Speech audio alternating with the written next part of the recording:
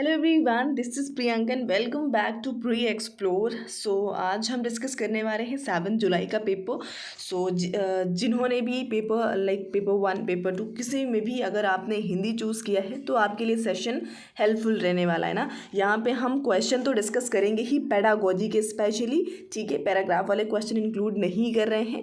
Last में हम एक सेशन में ग्रामर के क्वेश्चंस को ज़रूर कंप्लीट कर लेंगे, ठीक है, कि किस तरीके से ग्रामर के क्वेश्चन आते हैं आपके। यहाँ पे पेडागोजी डिस्कस करने वाले हैं और साथ में उसका कंटेंट भी रहेगा, यानी कि कुछ क्वेश्चंस जो आपके लिए बिल्कुल न्यू होंगे उनकी पेडागोजी लाइक समरी भी मैंने डिस्कस लाइक इंक्लूड करके रखा है, ठीक है, कंटेंट में। चलिए शुरू करेंगे क्लास को। और जो भी फर्स्ट टाइम आ रहे हैं चैनल को सब्सक्राइब ज़रूर कर लेंगे, क्योंकि यहाँ पे आपको आपके एग्ज़ाम से पहले CDP का कोर्स जो कि लगभग हमने कवर अप कर लिया है और अभी जितनी क्लासेस हो चुकी हैं और कुछ लगभग 10 से 5 क्लासेस और बची हुई, जहाँ पे आपको मैं मोस्ट इंपॉर्टेंट टॉपिक आपके साथ डिस्कस करना है, ठीक है। और साथ में आपकी लैंग्वेज हो गई, ठीक है, उसे भी हम कवर अप कर रहे हैं। EVS की क्लासेस भी हमारी ऑलरेडी शुरू हो ही चुकी हैं। क्लास में आप जुड़ सकते हो, चीज़ें आपके लिए फॉर श्योर हेल्पफुल रहने वाली हैं, ठीक है। फर्स्ट क्वेश्चन क्या है कि किसी टॉपिक पर मानस मंथन करने के बाद भी एक बालिका अपने आप से अनुच्छेद नहीं लिख पा रही है, हालांकि वह वयस्क या सहपाठी के मार्गदर्शन में लिख लेती है। यानी कि अगर उसे कोई हेल्प कर रहा है ना, वयस्क यानी कि मोर नॉलेजेबल पर्सन या फिर कोई उसका साथी जो भी उसके क्लासरूम में है, अगर वो उसकी हेल्प कर रहा है तो वो कर पा रही है। इस प्रकार के मार्गदर्शन को क्या कहेंगे ना। देखिए, मैंने जब भी आपको बताया है ना पेडागोजी को लेकर के, जैसे कि सबको पता है कि भाई पेडागोजी लगभग 75 मार्क्स की आती है ना। अगर हम CDP को भी देख लें, लैंग्वेज 1 लैंग्वेज 2 आपका हो जाता है, EVS हो गया, मैथ्स हो गई, ठीक है। इन सभी का अगर हम पेडागोजी को देखें ना, सभी में 15 मार्क्स का रहता है रेशियो, तो 75 आपके हो जाते हैं लगभग। और मैंने ये भी बताया है कि अगर आप CDP बहुत अच्छे से समझ लेते हैं ना, तो वो आपका जो पेडागोजिकल सेक्शन है वो हर जगह आपको हेल्प करने वाला है ना। और ये पहला क्वेश्चन आपको ये चीज़ दिखा रहा है, ठीक है, क्योंकि यहाँ पे आंसर होने वाला है मदद, यानी कि इसके फोल्डिंग जिसे कहते हैं। और ये थ्योरी किसकी है, तो थ्योरी है वाइगोत्स्की की। और भाई ये CDP में ही तो पढ़ते हैं ना वाइगोत्स्की को, तो वाइगोत्स्की ने ही बताया हुआ है कि जब बच्चा लाइक जिसे हम ZPD कहते हैं ना, ZPD यानी कि जोन ऑफ प्रॉक्सिमल डेवलपमेंट जो होता है ना, यानी कि संभावित विकास का क्षेत्र, वहाँ तक पहुँचाने के लिए बच्चे को हम थोड़ा सा हेल्प देते हैं, मदद करते हैं, और उससे ही हम स्कैफोल्डिंग कहते हैं, ठीक है। यानी कि बच्चा जो है खुद से नहीं कर पा रहा था, अगर उसे थोड़ी सी हेल्प मिल जाती है किसी से भी तो वो उस चीज़ को कर पा रहा है, इसे ही हम स्कैफोल्डिंग कहते हैं, ठीक है। देखिए कितना इंपॉर्टेंट है। मूव करते हैं नेक्स्ट क्वेश्चन। सेकंड क्वेश्चन क्या है कि यह अधगम का एक प्रकार है जिसमें बच्चे को उच्च स्तरीय मानस प्रक्रियाओं जैसे कि बुद्धि या तर्क करना आदि का प्रयोग शामिल होता है ना। तो इसे क्या बोलेंगे, मौखिक अधिगम बोलेंगे क्या? बिल्कुल नहीं भाई, यहाँ पे तो बोल बोल करके लर्निंग करी जाएगी, ठीक है। गत्यात्मक कौशल अधिगम, जहाँ पे बच्चा अपने मोटर स्किल्स का इस्तेमाल करेगा ना, और मैंने CDP में बहुत बताया है कि मोटर स्किल्स क्या हैं, ठीक है। और अवधारणा अधिगम, भाई जहाँ पे कॉन्सेप्चुअल लर्निंग हो रही है ना, वहीं पर तो बच्चा अपनी बुद्धि का, अपने तर्क का इस्तेमाल करेगा, ठीक है। ऑप्शन यहाँ पे आपका सेकंड बिल्कुल बेहतर हो जाएगा। नेक्स्ट क्वेश्चन क्या है कि एक अध्यापक होने के नाते आप एक बच्चे की उसकी कुल भाषा प्रयोग के लिए प्रशंसा करते हैं। कुल भाषा प्रयोग मीन्स टू से कि बच्चा है जो कि रीडिंग कर रहा है, ठीक है, और आप उसकी लैंग्वेज को देख रहे हैं, आप उसके प्रोनाउंसिएशन पे ध्यान नहीं दे रहे हैं कि भाई वो वर्तनी में मान लीजिए थोड़ा बहुत गलती कर रहा है। जैसे कि आगे इन्होंने बताया भी ना कि यद्यपि उसके कुछ शब्दों की वर्तनी गलत लिखी है, आप कक्षा में किस उपागम का प्रयोग कर रहे हैं, ठीक है। यानी कि आप उसके टोटल ओवरऑल लैंग्वेज यूज़ पे उसको जज कर रहे हो, ठीक है। लेकिन इस चीज़ को आप इग्नोर कर देते हो ना कि भाई उसने थोड़ा बहुत अगर वर्तनी में लिखने में गड़बड़ कर दी है ना, तो उस चीज़ को आप थोड़ा सा साइड में रख करके ही आप उसको देख रहे हो। तो आप किस तरीके का यहाँ पे किस भाषा उपागम का प्रयोग कर रहे हैं, तो भाई इसे साफ साफ कहा जाता है समग्र भाषा, ठीक है। यानी कि आप बच्चे के ओवरऑल एक व्यू को देख रहे हो, ना कि उन छोटी छोटी चीज़ों पे ध्यान दे रहे हैं ना कि भाई बच्चे ने कहीं पे थोड़ी सी गलती कर दी है वर्तनी में, वो भी ठीक है, तो उस चीज़ को हम सुधार सकते हैं। बट अभी हम ये तो देखें कि बच्चा यूज़ कितना कर पा रहा है अपने लैंग्वेज को ना, तो ऑप्शन यहाँ पे फर्स्ट बेहतर हो जाएगा। नेक्स्ट है, आप हिंदी भाषी अध्यापक हैं और आपकी नियुक्ति पंजाब के किसी प्राथमिक विद्यालय में होती है। आप चूँकि आप स्थानीय भाषा नहीं जानते हैं तो आपको क्या करना चाहिए भाई एज अ टीचर। जैसे आप का पंजाब में पोस्टिंग हो गया, आपको भाई पंजाबी नहीं आती है प्रॉपर वे में ना, लेकिन बच्चे तो प्रॉपर पंजाबी में ही बात कर रहे हैं, तो आप क्या करेंगे? किसी हिंदी भाषी क्षेत्र के में स्थानांतरण के लिए आवेदन करेंगे? बिल्कुल नहीं, है ना।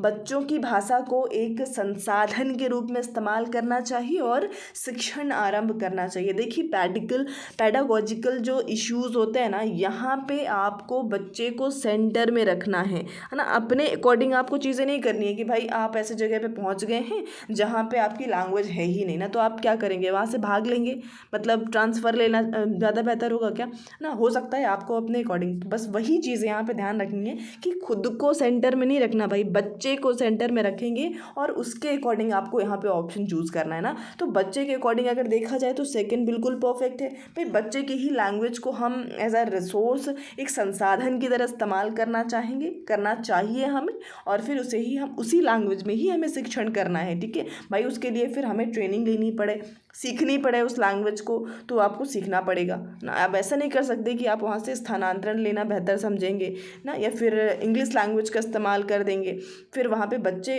इग्नोर हो रहे हैं कहीं ना कहीं, है ना, और उनको आप साइड कर रहे हो। खुद को सेंटर में रख के कभी भी ऑप्शन को आपको टिक नहीं करना है, और जब भी पैडागोजिकल इश्यूज़ आप सॉल्व कर रहे होते हो, ठीक है। सेकेंड ऑप्शन बेहतर हो जाएगा। नेक्स्ट क्या है कि किसी पाठ्य सामग्री से विशिष्ट सूचना निकालने के लिए, भाई कोई विशिष्ट सूचना निकालने के उद्देश्य से गहन पूर्वक या गहराई से उस पाठ्य सामग्री को पढ़ने का कौशल डैश बोध है। यानी कि कोई एक विशिष्ट इन्फॉर्मेशन निकालना चाहते हो आप, इस वजह से आप क्या कर रहे हैं, उसको गहन पूर्वक या गहराई से उसका पाठन कर रहे हैं ना, तो इसे क्या बोलते हैं।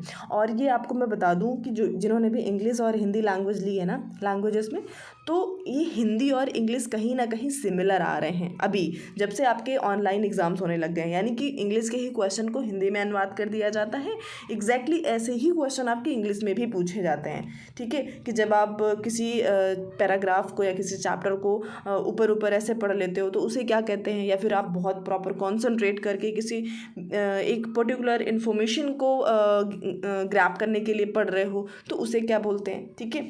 तो इस चीज़ पे अगर आप हिंदी भी कवर अप करते हो या इंग्लिश कवर अप करते हो तो उसको आपको दोनों लैंग्वेज में हेल्पफुल रहने वाली है, ठीक है। तो यहाँ पे जो बच्चा करने की कोशिश कर रहा है उसे हम बोलते हैं स्थानीय, ठीक है। क्या बोलेंगे? स्थानीय बोलेंगे। यानी कि यहाँ पे बच्चा प्रॉपर वे में एक पर्टिकुलर इन्फॉर्मेशन के लिए ही वो क्या कर रहा है, पूरा पठन कर रहा है, ठीक है।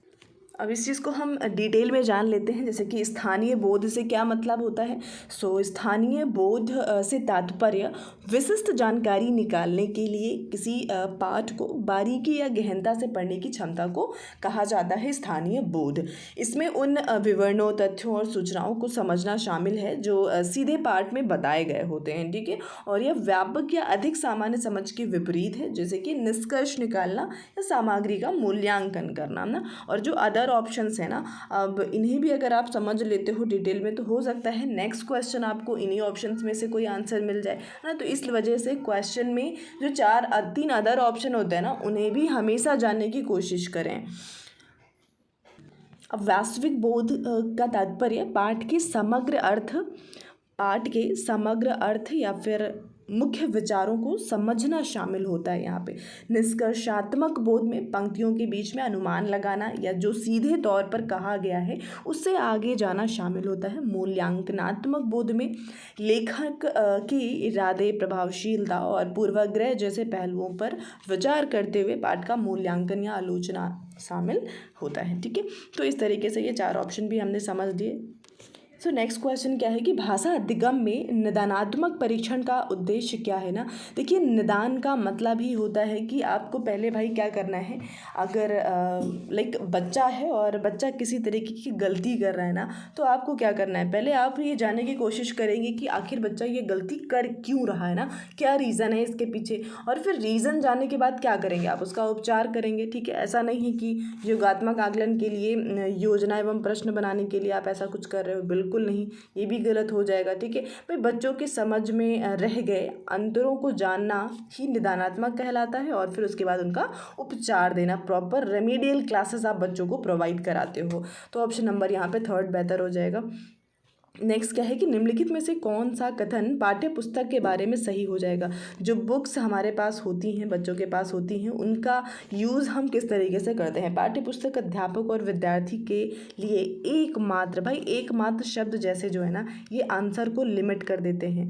केवल हो गया, एकमात्र हो गया ना, तो ये ऐसे क्वेश्चन लाइक ऐसे वर्ड्स कहीं भी यूज़ हो रहे हैं, अब उस ऑप्शन को तुरंत कट करिए। ठीक है, यह पाठ्यचर्या में उल्लिखित उद्देश्यों को प्राप्त करने में मदद करता है, काफ़ी हद तक बिल्कुल सही है। नेक्स्ट क्या है कि सत्र के लिए शैक्षिक गतिविधियां, तो ऐसा कहना तो गलत है ना कि पूरे सत्र के लिए क्या क्या गतिविधियां होनी है वो सिर्फ पाठ्य पुस्तक ही डिसाइड करेंगी, बिल्कुल नहीं ना। पाठ्य पुस्तक का स्थान कोई दूसरा नहीं ले सकता, ऐसा कुछ नहीं है। ऑप्शन सेकंड हमारा बहुत सही है। ठीक है, और यही बेहतर हो जाएगा। देखिए, बुक से रिलेटेड भी कुछ फैक्ट हैं, उनको भी डिटेल में जान लेते हैं। जिसे कि जो एक पाठ्य पुस्तक को लागू करने के लिए उपयोग किए जाने वाला उपकरण होता है, और सिर्फ एक एज अ इंस्ट्रूमेंट इसको इस्तेमाल किया जाता है। यह पाठ्यचर्या के आधार पर संरचित जानकारी प्रदान करता है और शिक्षकों छात्रों दोनों के लिए एक मार्गदर्शन का काम करता है। ठीक है, पाठ्य पुस्तकें जो होती हैं पाठ्यचर्या के लक्ष्यों के अनुरूप व्यवस्थित, प्रासंगिक और व्यापक जानकारी प्रदान करके पाठ्यचर्या में निर्धारित उद्देश्यों को प्राप्त करने में महत्वपूर्ण भूमिका निभाएगा। ठीक है, और विशेष रूप से भाषा साहित्य पाठ्यचर्या के लिए उपयोग की जाने वाली पाठ्यपुस्तकों में अक्सर छात्रों को लेखन की विधि, शैलियों और रूपों से अवगत कराने के लिए विभिन्न प्रकार की साहित्य शैलियाँ भी शामिल करी जाती हैं। ठीक है, यानी कि ओवरऑल हम बुक को सब कुछ सर्वा नहीं मान के चल सकते हैं। ठीक है, एक प्रॉपर एक हमारे लिए हार्ड कॉपी रहती है जिसके अकॉर्डिंग हम अपने पूरे सत्र को चला सकते हैं, पर सब कुछ इसी के अकॉर्डिंग हो वो चीज़ें सही नहीं होती हैं। ठीक है, मूव करेंगे नेक्स्ट क्वेश्चन पे। नेक्स्ट है कि भाई निम्नलिखित में से कौन सा कक्षाई अभ्यास विद्यार्थियों में मौखिक भाषा के विकास में मदद करता है। ठीक है, मौखिक भाषा ओरल लैंग्वेज के डेवलपमेंट में कौन सी चीज़ है जो हेल्प कर सकता है। अध्यापक के साथ सामग्री का समवेत पठन, यानी कि टीचर भी चिल्ला के पढ़ रहे हैं और बच्चे उनके पीछे पीछे पढ़ रहे हैं, बिल्कुल नहीं। कविता को कंठस्थ, भाई रट्टाफिकेशन रोट जो लर्निंग होती है ना वो कभी भी बेहतर नहीं मानी जाती है। रोल प्ले में भाग लेना, अब भाई रोल प्ले क्या होता है, यहाँ पे बच्चा प्रॉपर एक रोल यहाँ पे लेगा और फिर वो बोलेगा भी चीज़ों को। ठीक है, और यहाँ पर मुझे लगता है मौखिक भाषा का विकास सबसे बेहतर तरीके से होगा ना, तो ऑप्शन थर्ड बेहतर होगा। इसे भी डिटेल में हम जानेंगे। रोल प्ले में छात्रों को कहानी के दृश्यों या पात्रों का अभिनय करना शामिल होता है। भाई रोल प्ले का मतलब क्या होता है, किसी ना किसी का जो रोल है वो प्ले कर रहे होंगे और जिससे वे दूसरों के साथ संवाद करने और बातचीत करने के लिए मौखिक भाषा का इस्तेमाल करेंगे। ठीक है, और वहाँ पे उनका इस तरीके से चीज़ें विकास हो जाती हैं। ठीक है, और आगे आप पढ़ सकते हो ये पॉइंट्स। खैर पीडीएफ्स भी आपको मिल ही जानी है ना, आप डिटेल में इसको जितना भी कंटेंट है आप यहाँ से पढ़ सकते हैं। और क्लास आपको ऐसी ही लैंग्वेज की, दोनों ही लैंग्वेज की क्लासेस आपको ऐसी ही मिलेंगी। ठीक है, और आपको क्या करना है भाई, आप जुड़ सकते हैं, चैनल में फर्स्ट टाइम है तो आप हमारे साथ जुड़ सकते हैं, सब्सक्राइब कर लीजिए। और आपके एग्ज़ाम से पहले आपको लैंग्वेज हो सीडीपी चल ही रही है, ऑलमोस्ट हमने फिनिश कर ली है। ठीक है, आई होप आपने देख लिया होगा, है ना। सो क्वेश्चन क्या है हमारा कि जब हम ये कहते हैं कि भाषा यादृच्छिक है तो इसका क्या तात्पर्य हो जाता है। क्या भाषा के शब्दों और उनके अर्थों के बीच अंतर्निहित संबंध है, बिल्कुल नहीं। भाई इसका साफ साफ मतलब होता है ना कि भाषा के शब्दों और उनके अर्थों के बीच में किसी प्रकार का अंतर्निहित संबंध नहीं है। ठीक है, इन वर्डिंग्स को समझना भाई हिंदी में ना, क्योंकि यहाँ पे आपको इंग्लिश में ट्रांसलेशन होके भी नहीं मिलता है ना, तो आपको प्रॉपर वे में समझना पड़ेगा, अदरवाइज फिर कंफ्यूज होंगे ना। भाषा यादृच्छिक का मतलब ये हो जाएगा कि शब्दों और उनके अर्थों के बीच में किसी भी प्रकार का संबंध अंतर्निहित नहीं है। ठीक है, और ऑप्शन नंबर 3 बेहतर हो जाएगा। नेक्स्ट क्या है कि व्याकरण पढ़ाने का निगमनात्मक उपागम क्या है भाई।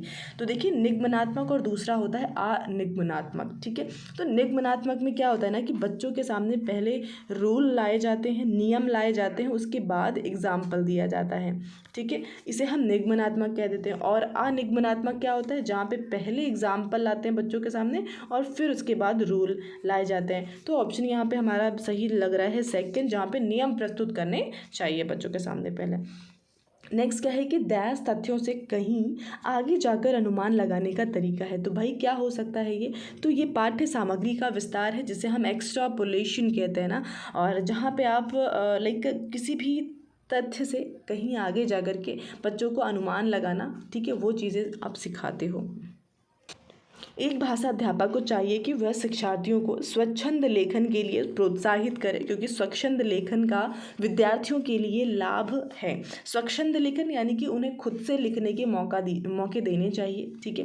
ये शिक्षार्थियों को प्रवाह के साथ रचनात्मक तरीके से लिखने के लिए भी प्रोत्साहित करता है। बिल्कुल भाई, अगर आप ही बच्चों को सिर्फ बोर्ड से कॉपी करने के लिए प्रोत्साहित करते रहेंगे तो फिर बच्चे कहाँ ही प्रॉपर वे में सोच सकते हैं ना। आप उन्हें खुद से लिखने का मौका दीजिए और वे उनके विचार क्या हैं क्या नहीं है ना, किस तरीके से हैं, वो आपको समझने का भी मौका मिलेगा और बच्चे अपनी क्रिएटिविटी भी दिखा पाएंगे।